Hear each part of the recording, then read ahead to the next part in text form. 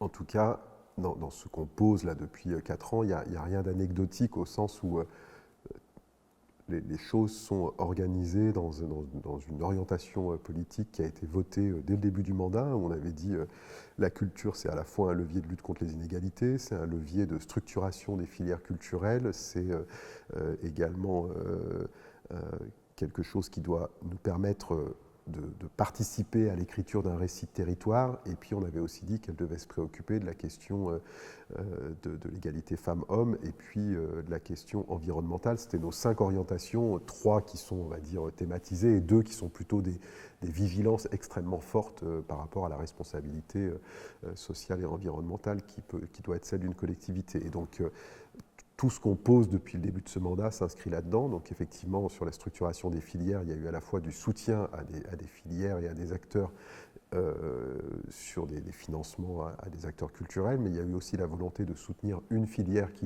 n'était pas beaucoup pour l'instant, qui est la filière des arts circassiens, avec une Cité internationale des arts du cirque qui continue, malgré le désengagement de la région, son chemin de construction. On est dans la phase de lancement des consultations pour les architectes, donc le projet, malgré ses heures, continue à se dérouler. On a eu des évolutions très significatives sur la question de l'éducation artistique et culturelle, à la fois budgétaire, parce qu'on a multiplié par 5 le budget, mais aussi dans l'intention politique et dans le soutien à tout ce qui se faisait en la matière. Donc ça fait partie des évolutions qui sont importantes. On a eu aussi une évolution très forte sur le soutien à la diffusion du spectacle vivant, puisqu'on a doublé l'enveloppe de soutien à la diffusion du spectacle vivant en territoire.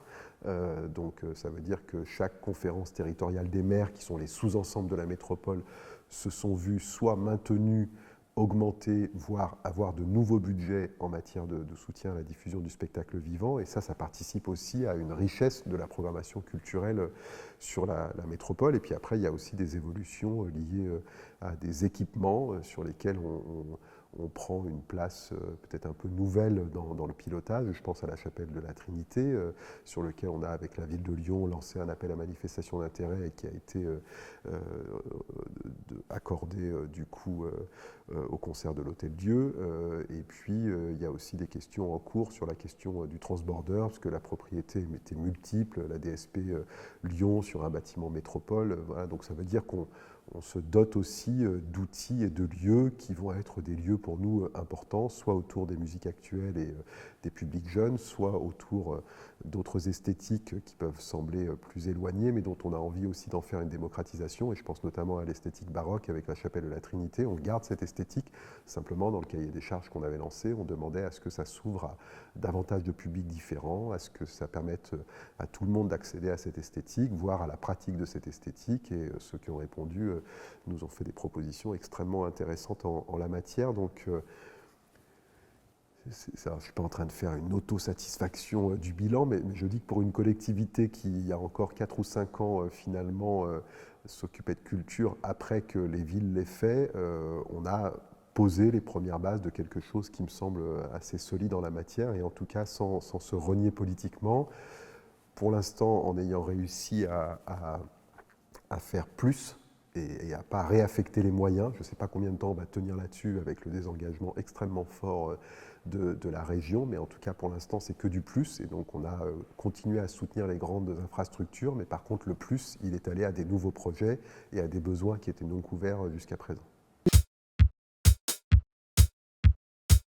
La saison prochaine, effectivement, elle commence fort avec Biennale d'art contemporain aux Grands Locaux, mais aussi à la Cité internationale de la gastronomie. Donc c'est la première fois que la Biennale va occuper à la fois un nouveau lieu et va occuper l'Hôtel-Dieu sur un thème qui est à la croisée des fleuves. Alors on pourrait penser que c'est l'eau, mais en fait c'est pas du tout ça. C'est plutôt autour des questions d'hospitalité, d'accueil, de relations humaines autour de la question de ces fleuves qui étaient des lieux qui portaient historiquement plein de fonctions, avec donc une curatrice qui a choisi ce thème-là, et donc ça nous parle beaucoup. Donc on a hâte de voir aussi ce que donnent les grands locaux autour des arts plastiques et autour de l'art contemporain.